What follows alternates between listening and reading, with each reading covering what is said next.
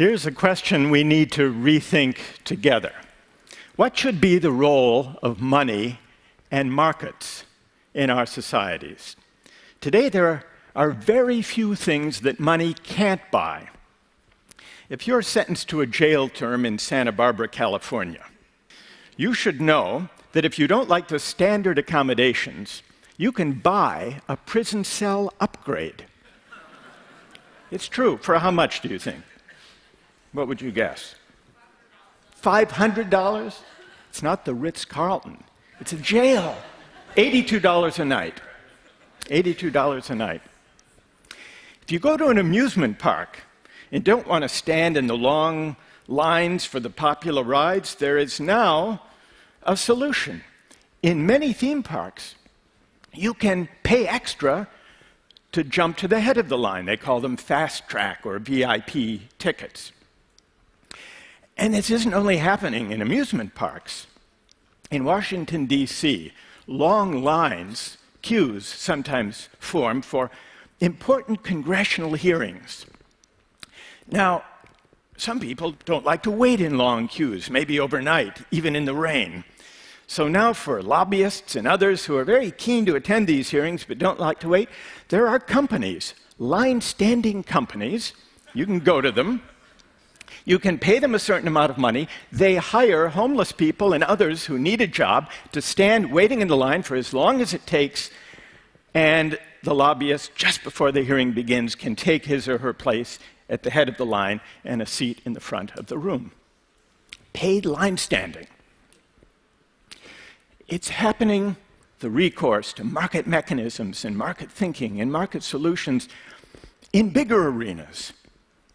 Take the way we fight our wars. Did you know that in Iraq and Afghanistan, there were more private military contractors on the ground than there were US military troops? Now, this isn't because we had a public debate about whether we wanted to outsource war to private companies. But this is what has happened. Over the past 3 decades, we've lived through a quiet revolution. We've drifted, almost without realizing it, from having a market economy to becoming market societies. The difference is this: a market economy is a tool, a valuable and effective tool for organizing productive activity. But a market society is a place where almost everything is up for sale. It's a way of life in which market thinking and market values begin to dominate every aspect of life.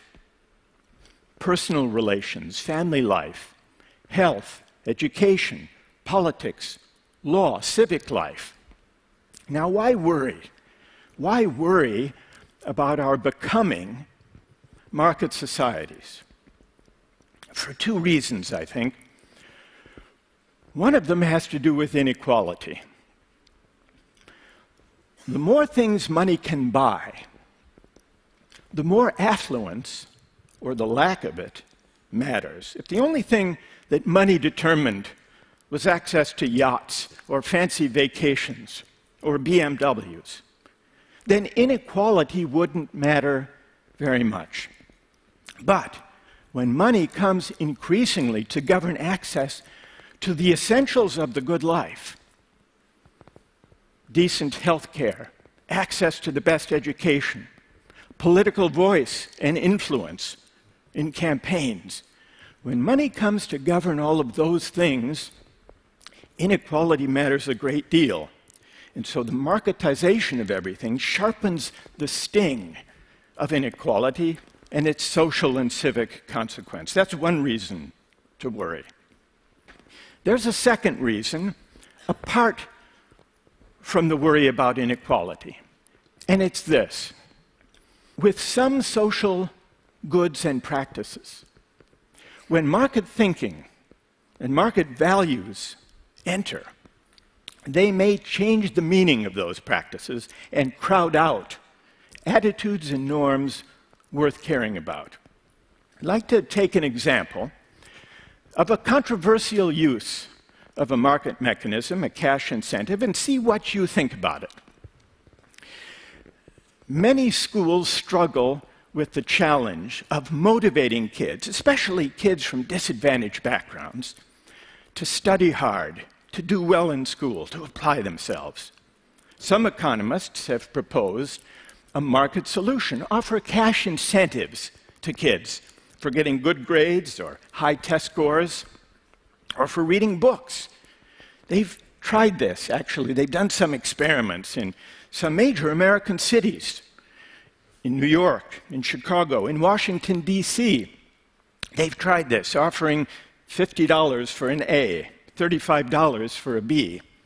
In Dallas, Texas, they have a program that offers 8-year-olds $2 for each book they read. So let's see what some people are in favor, some people are opposed to this cash incentive to motivate achievement. Let's see what people here think about it. Imagine that you are the head of a major school system, and someone comes to you with this proposal, and let's say it's the foundation. They will provide the funds. You don't have to take it out of your budget. How many would be in favor, and how many would be opposed to giving it a try? Let's see by a show of hands. First, how many think it might at least be worth a try, see if it would work? Raise your hand. And how many would be opposed? How many would... So the majority here are opposed, but a sizable minority are in favor. Let's have a discussion. Let's start with those of you who object, who would rule it out even before trying. What would be your reason? Who will get our discussion started? Yes. Hello everyone, I'm Heike, and I think it just kills the intrinsic motivation. So in respect that children that they would like to read, you just take this incentive away in just paying them, so it just changes behavior. Takes the intrinsic incentive away. Yeah. What is or should be the intrinsic motivation? Well, the intrinsic motivation should be to learn. To learn? To get to know the world. And then if you stop paying them, what happens then? Then they stop reading. Now, let's see if there's someone who thinks it's worth trying this.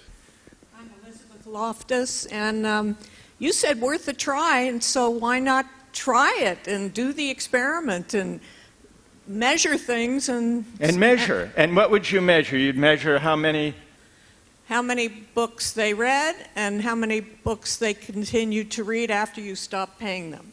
Oh, after you stop paying. All right, what about that?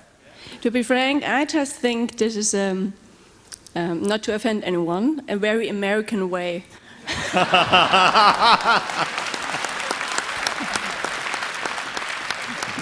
All right, what's emerged from this discussion is the following question.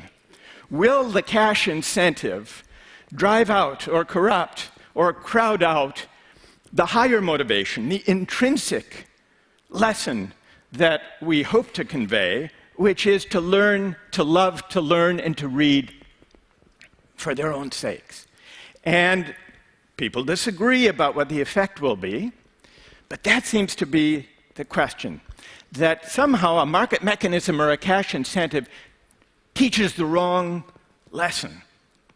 And if it does, what will become of these children later? I should tell you what's happened with these experiments. The Cash for Good Grades has had very mixed results. For the most part, has not resulted in higher grades. The $2 for each book did lead those kids to read more books. It also led them to read shorter books. But the real question is, what will become of these kids later? Will they have learned that reading is a chore, a form of piecework to be done for pay? That's the worry. Or may it lead them to read, maybe for the wrong reason initially, but then lead them to fall in love with reading for its own sake?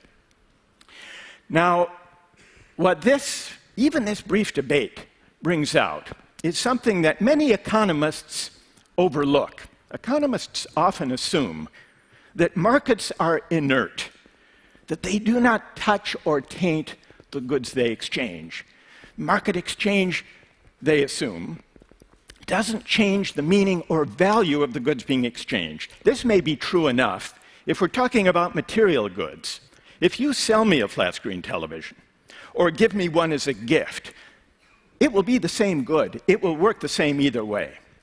But the same may not be true if we're talking about non-material goods and social practices, such as teaching and learning, or engaging together in civic life. In those domains, bringing market mechanisms and cash incentives may undermine or crowd out non-market values and attitudes worth caring about. Once we see that markets and commerce, when extended beyond the material domain, can change the character of the goods themselves, can change the meaning of the social practices, as in the example of teaching and learning, we have to ask where markets belong and where they don't, where they may actually undermine values and attitudes worth caring about. But to have this debate, we have to do something we're not very good at, and that is to reason together in public about the value and the meaning of the social practices we prize. From our bodies, to family life, to personal relations, to health, to teaching and learning, to civic life. Now, these are controversial questions, and so we tend to shrink from them. In fact, during the past 3 decades, when market reasoning and market thinking have gathered force and gained prestige, our public discourse during this time has become hollowed out, empty of larger moral meaning. For fear of disagreement, we shrink from these questions. But once we see that markets change the character of goods, we have to debate among ourselves these bigger questions about how to value goods. One of the most corrosive effects of putting a price on everything is on commonality, the sense that we are all in it together. Against the background of rising inequality, marketizing every aspect of life leads to a condition where those who are affluent and those who are of modest means increasingly live separate lives. We live and work and shop and play in different places. Our children go to different schools. This isn't good for democracy, nor is it a satisfying way to live, even for those of us who can afford to buy our way to the head of the line. Here's why. Democracy does not require perfect equality. But what it does require is that citizens share in a common life. What matters is that people of different social backgrounds, different walks of life, encounter one another, bump up against one another in the ordinary course of life. Because this is what teaches us to negotiate and to abide our differences. And this is how we come to care for the common good. And so in the end, the question of markets is not mainly an economic question. It's really a question of how we want to live together. Do we want a society where everything is up for sale? Or are there certain moral and civic goods that markets do not honor and money cannot buy? Thank you very much. Thank you.